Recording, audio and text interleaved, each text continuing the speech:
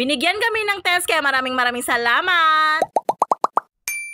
Another day, another mini vlogs na naman tayo ngayon mga mare at sobrang blessed ko ngayon dahil may nagbigay nga sa amin ng tiles. Tapos ko lang maligo niyan mga mare pero agad kong hinarap ito ang paghahakot nga ng tiles baka magbago yung isip nila. Baka hindi nila ituloy na ibigay sa amin mga mare kaya eto hinakot ko na nga kahit wala pa itong asawa ko. Ang nagbigay pala na ito mga mare ay sila mama ko dahil tira lang ito nung nagpapatile sila sa kwarto nila. Kaya marami nang nakating dito mga mare pero magagamit pa naman kaya sinali ko na nga rin. Ang balak ko kasi dito mga mare ay doon ko ipang-tatile sa may CR namin dahil maliit lang naman yung lugar doon. Kaya nung sinabi nila mama na ibibigay na nga nila sa amin yung tira nilang tiles ay agad ko talagang kinuha. At dito ko na lang muna nilagay sa may labas ng kusina namin mga mare dahil yung asawa ko na ang bahala dyan. Mabuting at binigyan kami ng ganito mga mare para ang iisipin ko na lang ay yung buhangin tsaka semento na panggagamit dito. Pero sabi ng asawa ko mga mare ay pwede din daw sa may balkon namin ilalagay itong tiles dahil maliit lang naman yung balkon namin mga mare at magkakasya daw ito. Kaya sabi ko sa asawa ko mga mare ay siya na ang bahala basta mailagay nga namin ito. Pero mag-iipon muna kami ng pambili ng buhangin tsaka semento mga mare dahil wala pa naman sa budget namin yan. Kaya sobrang pasasalamat ko din talaga sa mga magulang namin dahil andyan lagi sila nakasuporta sa amin. Sa tuwing may problema kami mga mare ay sila yung laging natatakbuhan namin lalong-lalo na sa financial. At syempre dito sa mga anak ko mga mare minsan sila nga ang bumibili ng mga gamit. Pati din sa mga kapatid ko mga mare dahil laging sila yung natatakbuhan ko kung sakaling walang-wala na talaga kami. Kaya super blessed talaga ako sa pamilya ko mga mare dahil andyan lagi sila kahit may asawa na nga ako at may sarili na akong pamilya. At nung kailan din kasi mga mare ay tinanong ko nga kung gagamitin pa nga nila itong tiles at sabi ni mama ko ay hindi na nga daw. Kaya kanina mga mare ay tinawag nga ako ni mama ko at sabi nga niya ay kuhanin ko na nga daw itong mga tiles para maging malinis na nga daw doon sa may kusina nila. Kaya eto yung kagandahan pag magkatabi lang kayo ng bahay ng mga magulang nyo mga mare dahil lagi kayo nagbibigayan. Anyways mga mare pagkatapos ko palang mahakot yung mga tiles ay eto nagayos naman na ako dahil katatapos ko nga lang maligo. Bis nakaliligo ko lang mga mare ay eto pinapawisan naman ako sa paghahakot ng tiles. Anyways mga mare, tatlong bahay pala kami na magkakatabi dito at ang katabi ko nga dito ay yung ate ko at sa harap naman ay kila mama. At ang kagandahan dito mga mare, kung magkatabi lang kayo ng bahay ay nagbibigayan kayo kung ano ang meron. Kaya sobrang pasasalamat ko rin talaga sa mga magulang ko mga mare dahil eto binigyan din kami ngayon ng tiles. At sobrang nagustuhan ko rin talaga ang kulay ng tiles mga mare kaya kung magkakapera talaga ako or makakaipon ako ay ganun talaga na kulay yung bibilhin ko para sa sala namin. Iba na talaga ang cravings ko ngayon mga mare, yun ay ang mga gamit na talaga dito sa may bahay at yung mga nababago dito. Kaya nakakahalata na ako mga mare, talagang tumatanda na ako. Dahil sa tuwing may nakukursunadahan ako mga mare ay talagang gamit sa may bahay. Anyways mga mare, balik tayo dito sa may video ko at eto na nga yung mga nilaban ko kaninang umaga at hindi nga nakisama itong cellphone ko kaya hindi ko nakuhanan ng video. At hanggang dito na lang muna mga mare, sana subaybayan nyo ang mga susunod kong mini vlogs dahil ko-content ko ang pagta-tiles at yun lang, salamat!